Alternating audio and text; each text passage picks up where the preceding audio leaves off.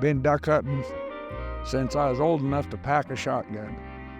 We used to watch them come out of this refuge and go north over into the fields to feed. This was all full of water. Ducks and geese and shorebirds, just thousands of them every morning. I can remember coming down there sometimes, it'd be like a traffic jam with bird watchers. Nowadays, I pretty much quit coming down here and hunting. If no water, no birds. I've hunted a lot of birds with this gun. I pick it up, I think of my grandpa. He gave that to me. Think about my grandpa a lot when I'm out there as a duck blind. Now I've got grandkids that I'm teaching. I hope to be able to pass this on to my grandkids. And right now, there's nothing to pass on to them. By the time my youngest grandson gets old enough, I'm beginning to wonder if there'll even be a refuge left. I mean, it's enough to make an old man want to cry.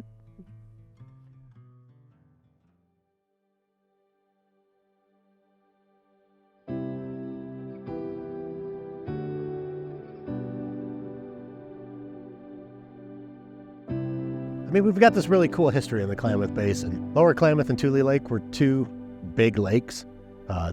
Tule Lake was about 140,000 acres in the big wet years, about 40,000 acres in the dry years, so it went through this big multi-decadal fluctuation, made it super productive. Lower Klamath was a little bit different.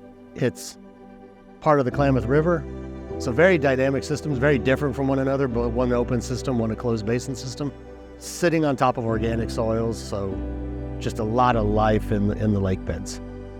Egrets and grebes and pelicans and cormorants. And you can't have that abundance of colonial water birds unless there's a huge abundance of fish, these sucker species. And so they were the foundation of everything that drove the Klamath Basin. So in 1905, the U.S. established the Klamath Project, and that completely altered how water was moving in this part of the world and created, a lot of man-made canals and ditches that were helpful for irrigating the land and producing really plentiful agriculture. It was an opportunity for them to give back in the 40s some lands to World War veterans. The biggest impacts that we see from the project, of course, the land changed. But in the context of fish and water birds and that connectivity, what we lost was exactly that connectivity of the landscape. But during that time, it was realized that Lower Klamath and Tule Lake were really, really important areas for migratory waterfowl and water birds. And so the Lower Klamath National Wildlife Refuge was established in 1908. Roosevelt made a very bold determination to protect a very large landscape for a very unique reason, to put this connectivity of landscape at the flyway scale together across the continent. It started at Lower Klamath. It's our foundation of this massive refuge system for migratory water birds.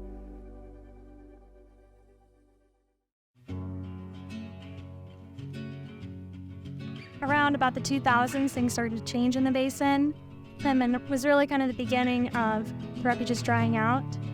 Birds in lesser body condition tend to show lower reproductive output, so, over several years, this could actually impact, population levels of these birds.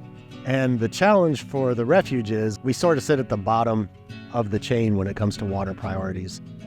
So water naturally wants to flow to the refuges, but a lot of it is consumed before it can get to the refuges, and there's other pressures throughout the watershed to manage that water. It would be safe to say that everybody that's invested in the Klamath has been struggling based on water shortages.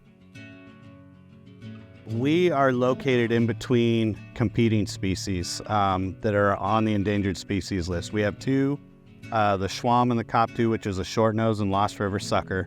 Downstream of us, we're competing with coho salmon, which are on the threatened list.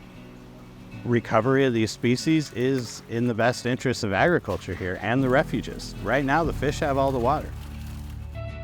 We have been hurt so badly by curtailment of water that families leave and young farmers leave, and that lays a lot of people off, and that doesn't just hurt their family, which is a lot of migrant labor, but it's the schools, the churches, and the businesses that get hit the hardest, and it all starts right here when we don't have enough water to irrigate crops and sustain our farms.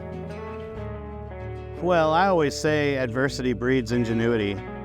And I think seeing these refuges go dry really kind of opened up some minds as to what is wrong with this situation and what do we need to do to start fixing it.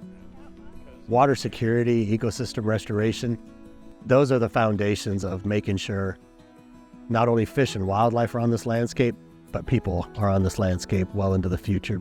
Ducks Unlimited is the leader in terms of waterfowl habitat restoration across the United States. So what better resource to have than Ducks Unlimited sitting there in the room helping put the plan together?